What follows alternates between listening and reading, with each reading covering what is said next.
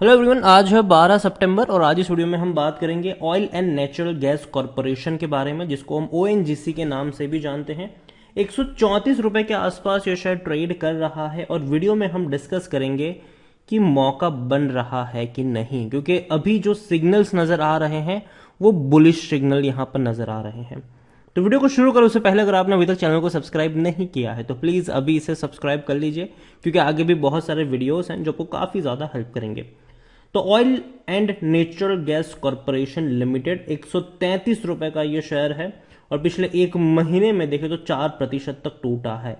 इससे पहले भी 140 रुपए से टूटकर 131 132 तक आया था, बाउंस बैक किया, फिर टूट गया, फिर अब भागने की कोशिश कर रहा है। एक साल में अगर आप देखोगे तो सिर्फ और सिर्फ 9% का ग्रोथ है, लेकिन तेजी के बाद गिरावट, फिर तेजी, फिर गिरावट और टूटकर 120 रुपए तक भी गया था, लेकिन वहां से अब बढ़िया बाउंस बैक कर रहा है। इससे पहले भी अगर आप देखोगे तो शेयर 134 पर जाने के बाद बड़ा बाउंस बैक दिखाया था और अभी उसी के आसपास ट्रेड भी कर रहा है।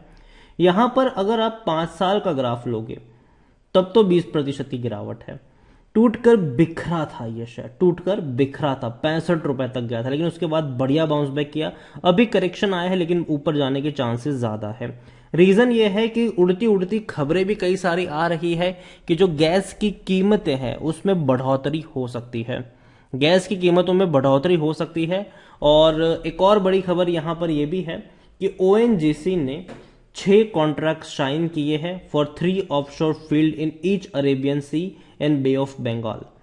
6 कॉन्ट्रैक्ट जो साइन किए हैं वो किस तरीके से हैं कि contract for discovered small field in offshore which each of this field, मतलब 3 जो फील्ड होगी वो अरेबियन सी में होगी और 3 जो फील्ड होगी वो बे ऑफ बंगाल में होगी। मतलब कुल मिलाकर 6 फील्ड यहां पर होने वाली है। This also include 4 contract area as a sole bidder and 2 contract area in partnership with Indian oil corporation. ये जो 6 फील्ड है उनमें से जो इन्होंने 4 बीड करी है वो अकेले बिडर हैं, बाकी की जो 2 बिड है उसमें इसने पार्टनरशिप करी है इंडियन ऑयल कॉरपोरेशन के साथ। आपको बता दें कि इंडियन ऑयल कॉरपोरेशन में ONGC highest public share holder है। 14% से 15% की होल्डिंग ओएनजीसी के पास है इंडियन ऑयल की। यहां पर अगर आप बात करने जाए, इन दिस 6 जो ब्लॉक्स है awarded to ONGC an investment of, कितना भैया इन्वेस्टमेंट करने वाले हैं, मतलब $1894.5 मिलियन का इन्वेस्टमेंट का प्लान है ये, जो देखा जाए तो काफी बड़ा इन्वेस्टमेंट आप कह सकते हो। And further more ONGC also sign 2 contract for field under special CBM bidder round 2021 block in Jharkhand and Madhya Pradesh. तो देखा जाए तो भैया कंपनी आने वाले दौर में अच्छा काम कर सकती है, लेकिन सरकारी कंपनी होने की वजह से अभी भी वैल्यू अनलॉक होती हुई इनकी नजर नहीं आई है। टाइम लगेगा लेकिन धीरे धीरे वैल्यू अनलॉक होती नजर भी आएगी। लार्ज कैप शेयर है ये, 1,70,000 करोड़ के आसपास का इसका मार्केट कैप है और वॉल्यूम्स अगर आप देखोगे तो 1,35,00,000 जितने बड़े वॉल्यूम्स में शेयर ट्रेड हो रहे हैं। इसके अलावा ओएनजीसी को लेकर अगर हम देखने की कोशिश करें तो कंपनी प्रॉफिट में है। जहां हमें गिरावट देखने को मिली थी इंडियन ऑयल में जून क्वार्टर में, अगर आप देखोगे तो आपको बीपीसीएल में गिरावट थी, इंडियन ऑयल में गिरावट थी, एचपीसीएल में गिरावट थी, जबकि यहां पर प्रॉफिट में है कंपनी। 12,000 करोड़ के आसपास का मुनाफा कमाया है, जो पिछले क्वार्टर में 10,500 करोड़ था, पिछले साल 6,000 करोड़ से भी कम था। तो प्रॉफिट बढ़ रहे हैं। रेवेन्यू 1,80,000 करोड़ से भी ज्यादा थे, जो पिछले लाख सिर्फ 1,08,000 करोड़ थे और पिछले क्वार्टर में 1,55,000 करोड़ थे। तो रेवेन्यू और प्रॉफिट में बड़े जंप्स हैं। FIs mutual fund insurance company हर किसी ने खरीदारी करी है। प्रमोटर ने थोड़ी सी बिकवाली करी, वो भी नाम मात्र की, 58.91% की होल्डिंग 58.89% पर आई है, 0.02% की बिकवाली करी है, लेकिन उसके सामने उससे कई ज्यादा बड़ी खरीदारी एफआईएस म्यूचुअल फंड और इंश्योरेंस कंपनी ने करी है। 9.97 एफआईएस के पास है, 7.13% की जो होल्डिंग है वो म्यूचुअल फंड के पास है। और इंश्योरेंस कंपनी की अगर हम बात करें तो इंश्योरेंस कंपनी के पास भी 10.41% की होल्डिंग देखने को मिल रही है। प्रमोटर का एक भी शेयर गिरवी नहीं है, बहुत अच्छी बात है। एलआईसी के पास 9.64% की होल्डिंग देखने को मिल रही है और 65% का आपको डिविडेंड भी पे कर रहा है, मतलब अच्छा डिविडेंड पेइंग शेयर तो है ही ये। उसके अलावा अगर आप देखोगे तो according to Moneycontrol user सिर्फ 6% लोग ही है जो बेचने की बात कर रहे हैं, वरना हर कोई कहता है खरीदारी करो, खरीदारी करी है तो बने रहो। कंपनी में अगर आप देखोगे रेवेन्यू में भैया बड़े बड़े छक्के लगे हैं और अभी और बड़े लगेंगे। यहाँ पर जो 3 लाख करोड़ का रेवेन्यू था ये 4,90,000 करोड़ से ज्यादा का देखने को मिला फाइनेंशियल 2022 में, और अभी ये और बढ़ेगा क्योंकि पहले क्वार्टर में 1,80,000 करोड़ से भी ज्यादा का रेवेन्यू रहा है। इसी एवरेज से भी बढ़ेंगे तो भैया कम से कम 7 लाख करोड़ से भी ज्यादा के रेवेन्यू कंपनी दिखा सकती है, जो सबसे ज्यादा सबसे हाईएस्ट रेवेन्यू होगा। प्रॉफिट में भी बड़ी तेजी है, 10,000 करोड़ का प्रॉफिट 20,000 करोड़ पर आया और बाद में 47,800 करोड़ रहा। लेकिन अभी ये और भी बढ़ सकते हैं क्योंकि पहले ही क्वार्टर में तकरीबन 12,000 करोड़ के आसपास के इनके प्रॉफिट देखने को मिले हैं। तो अच्छे संकेत हैं कि जब जहां देखा जाए तो इंडियन ऑयल के प्रॉफिट्स में गिरावट है, जहां बीपीसीएल के प्रॉफिट्स में गिरावट है, जहां एचपीसीएल में गिरावट है, वहां दूसरी ओर ओएनजीसी ने बड़े बड़े प्रॉफिट कमाकर दिखाए हैं। खरीदारी करने का सही मौका भी है क्योंकि शेयर ओवरबॉट जोन में नहीं, कोई भी रेड फ्लैग नजर नहीं आ रहा है। अच्छा डिविडेंड पेइंग शेयर है। अगर हम डिविडेंड की बात करने जाए तो भैया डिविडेंड तो बहुत अच्छा पे कर रहा है। 1 रुपये 75 पैसे का पहले पे किया, फिर 3 रुपये 25 पैसे का पे किया, अभी और नवंबर में पे करेंगे ये, क्योंकि पिछले साल अगर आप देखोगे तो फरवरी में पहला पे किया था 1 रुपये 75 पैसे, फिर सितंबर में 1 रुपये 85 पैसे, फिर नवंबर में 5 रुपये 50 पैसे।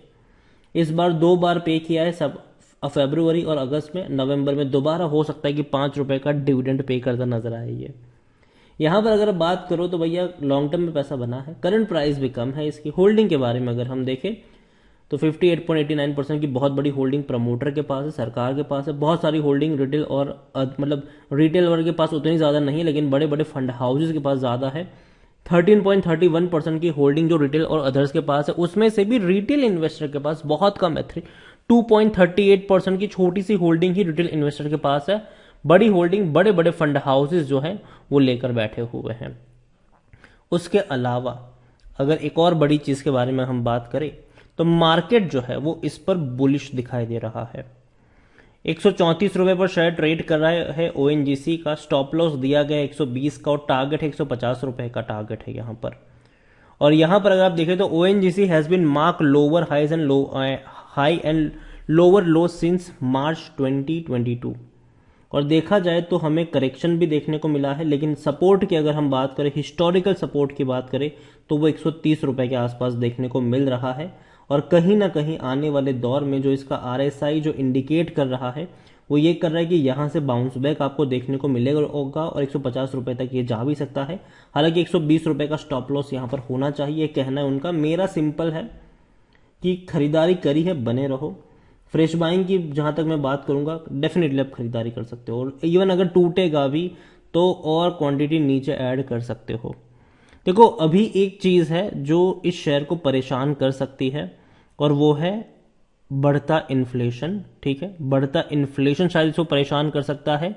इसके अलावा अगर हम बात कर रहे हैं कि आने वाले दौर में गैस की कीमतें बढ़ सकती है, डेफिनेटली ये बेनिफिशियरी होगा इससे। ठीक है, गैस की कीमतें बढ़ सकती है, लेकिन मेरे हिसाब से वो नहीं बढ़ेगी। काफी खबरें भी आ रही कि भैया गैस की कीमतें 40% बढ़ेगी, 50% तक बढ़ेगी। मुझे लगता है कि नहीं बढ़ेगी। रीजन ये है कि इलेक्शंस आने वाले हैं। ठीक है, गुजरात इलेक्शन भैया दिसंबर में है, दिसंबर में गुजरात इलेक्शन है। ठीक है, और गवर्नमेंट ऐसे हालातों में रिस्क नहीं ले सकती है कि गैस की कीमतों में बहुत बड़ा इजाफा करे या पेट्रोल या डीजल की कीमतों में बहुत बड़ा इजाफा करे। हो सकता है शायद कि एक थोड़ी बहुत बढ़ाए, बाद में जब इलेक्शन नजदीक आए तब कम कर दे, ये हो सकता है। लेकिन अभी के लिए मैं इतना मानूंगा कि कोई बहुत बड़ा मेजर सरप्राइज हमें देखने को नहीं मिल सकता है या फिर नहीं मिलना चाहिए। तो ओएनजीसी खरीदारी करी है, बने रहिए। फ्रेश बाइंग की जहां तक बात है, डेफिनेटली खरीदारी कर सकते हो लॉन्ग टर्म के लिए। यहां पर एक और कंपनी है जो डेफिनेटली काफी लोगों का फेवरेट भी है और वो है गुजरात गैस। गुजरात गैस में भी बाइंग की रिकमेंडेशन दी जा रही है, बड़े बड़े टारगेट दिखाए जा रहे हैं। अगर हम देखें तो 511 रुपए का शेयर है, एक महीने में 5.5% का ग्रोथ है, लेकिन 460 रुपए से बढ़िया बाउंस बैक दिखाया है। लेकिन अगर आप देखने की कोशिश करें तो बड़े हैवी लेवल से टूटकर नीचे भी आया है। 715 रुपए पर था ये और वहां से ये टूटकर नीचे भी आया है और 409 रुपए तक भी गया था, वहां से बड़ा बाउंस बैक दिखाया है। लॉन्ग टर्म के लिए मुझे गुजरात गैस पसंद है और मैं मानता हूं कि 500 रुपए के नीचे गुजरात गैस अगर मिलता है तो सस्ता है। और अगर आप चाहते हैं कि मैं डिटेल वीडियो बनाऊं गुजरात गैस के ऊपर तो कमेंट में गुजरात गैस जरूर लिखेगा। जितनी ज़्यादा कमेंट आएगी उतना जल्दी वीडियो आएगा। वीडियो को यहीं पे एंड करूंगा। पसंद आया हो तो लाइक करो, शेयर करें। चैनल पर अगर आप पहली बार आए हैं तो प्लीज़ सब्सक्राइब करें। और ओएनजीसी के बारे में आप क्या सोचते हैं वो भी आप मुझे कमेंट में लिखकर बता सकते हैं। Thank you.